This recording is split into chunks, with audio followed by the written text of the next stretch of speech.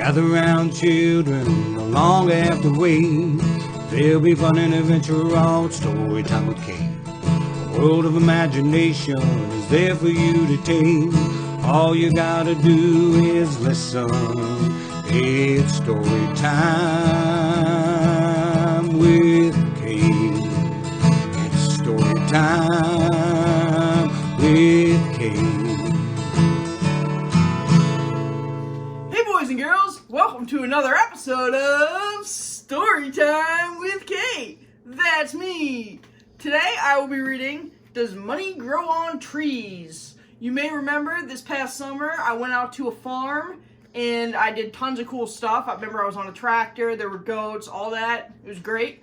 But anyway, this is the third book of that series. So this book was written by the same person, illustrated by the same person who wrote Behind the Barn Door and also Pollinating Your Toolbox. So super excited about that. If you guys want to pick up your very own copy of Does Money Grow on Trees, all you need to do is go to Amazon.com, type in Does Money Grow on Trees, only with your parents' permission, kids. You can also pick it up at GrowingSensesPublications.com. And now, let's get to reading. Does Money Grow on Trees? Written by Jane Sheffer, illustrated by Duff Luder.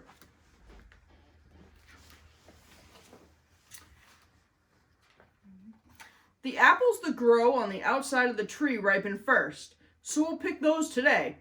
Grandpa was reminding Marcy of the proper way to pick apples. Remember to roll them upward off the branches before giving them a little twist, he said. And never pull the apple straight away from the tree or shake the branch. And Marcy, be sure to place the apples gently in the basket. It wasn't long before Marcy had 2 full baskets of apples.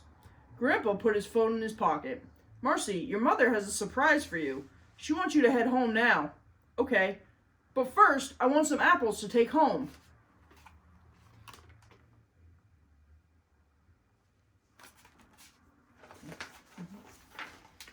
Marcy pulled the wagon to the barn for Grandpa, then grabbed 2 baskets off her bike and ran back to the orchard. When the baskets were full, she hurried to the barn. After carefully strapping the baskets onto her bike, she called out, "I'll see you tomorrow, Grandpa." As she rode home, Marcy felt a warm breeze on her face and smelled the fresh scents of each farm she passed. Marcy parked her bike in the yard and grabbed the apples. As soon as she opened the front door, she yelled, "Mom, Dad, I'm home." As she put the apples on the kitchen counter, her mom said, "Marcy, this is Greg. We'll be fostering him until his mother is feeling better. Can you show him around?"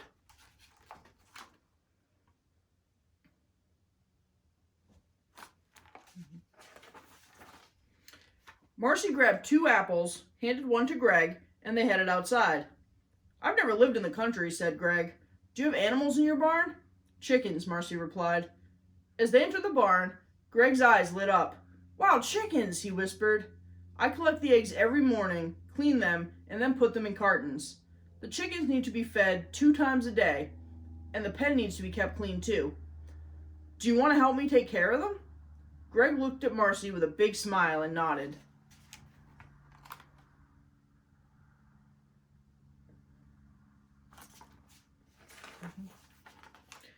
Marcy grabbed a dry corn cob from a burlap bag and motioned for Greg to sit next to her on a bench. After she shucked the kernels into a bowl, she offered it to Greg. "Toss the kernels to the chickens," Marcy said, smiling. Greg carefully threw a few kernels on the barn floor. The chickens immediately started to fight over the kernels. Greg sat in amazement, watching and listening to the birds. The way they ran around made him giggle. When the bowl was empty, the 2 new friends sat in silence, crunching on their apples and watching the chickens.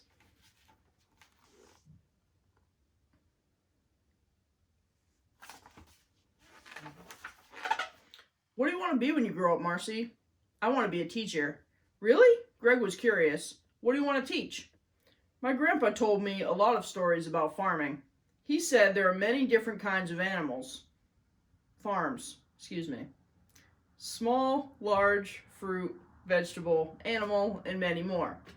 I want to teach kids why farming is so important."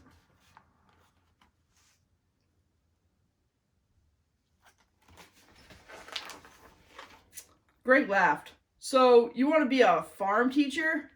Marcy thought for a moment. Yes, that's it. I want to be a farm teacher. Grandpa said farming is a lifestyle that fewer people are choosing today, and farming is more important than anything in the world. Greg looked doubtful. Okay, Smarty, what foods could you eat if there weren't any farmers? Challenged Marcy. Candy? Said Greg.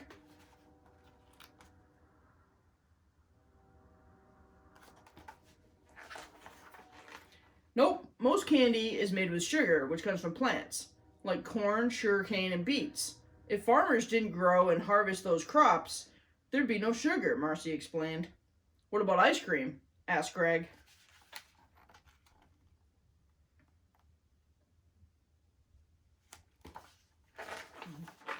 No, said Marcy.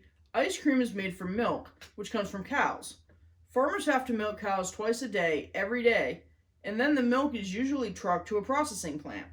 I know. What about crackers? Guessed Greg. This was harder than he thought. Maybe Marcy was right.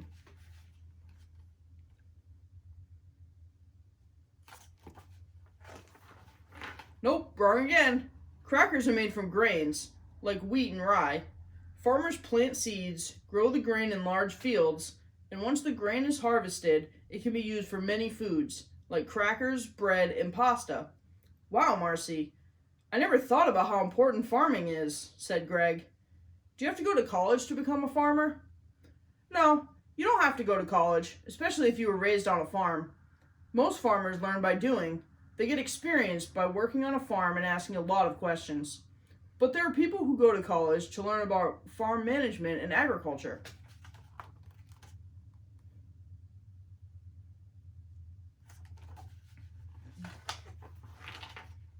What kind of farm does your grandpa have? Asked Greg. Grandpa has an orchard with two different families of fruit trees. He has stone fruit trees and pome fruit trees. Stone fruit trees? Ha ha ha! What are those? Laughed Greg. He had never heard of such a thing.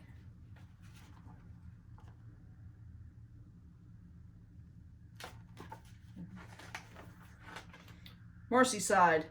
Stone fruit trees produce fruit that have one pit in the center, like cherries and peaches. Oh, okay, I get it now. What are pome fruit trees? Greg asked, rubbing his head.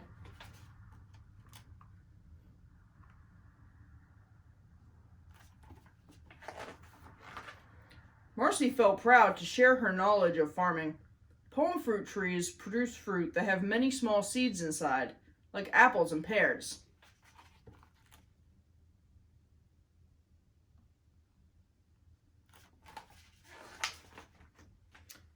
Greg remembered seeing orchards with hundreds of trees. How does your grandpa pick all of the fruit? He pays people to work on his farm during the harvest. And there are machines they can use to make the job easier. When it's harvest time, a lot of people are needed to help.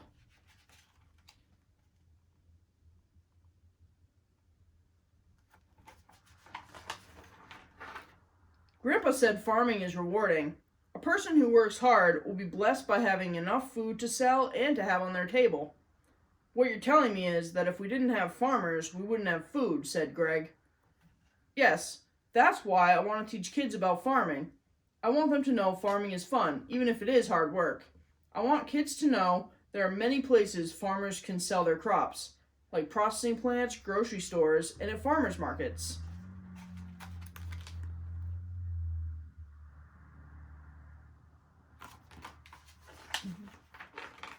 So, if you invest your time, money does grow on trees, said Marcy.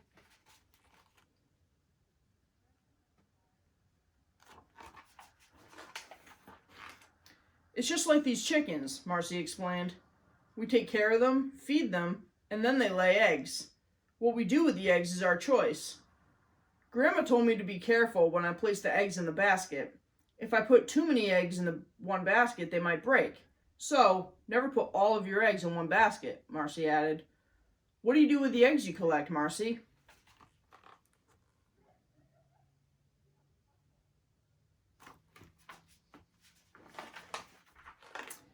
We have customers who pay us for eggs each month, and we enjoy eating the rest. 10% of the money from selling the eggs gets put aside for my future. The rest of it goes into the cost of taking care of the chickens. It was my idea to raise chickens and learn about money. Wow, Marcy, that's cool, Greg said. I know. Marcy felt grateful to live in the country and to have a project she enjoyed that helped her earn money for her future.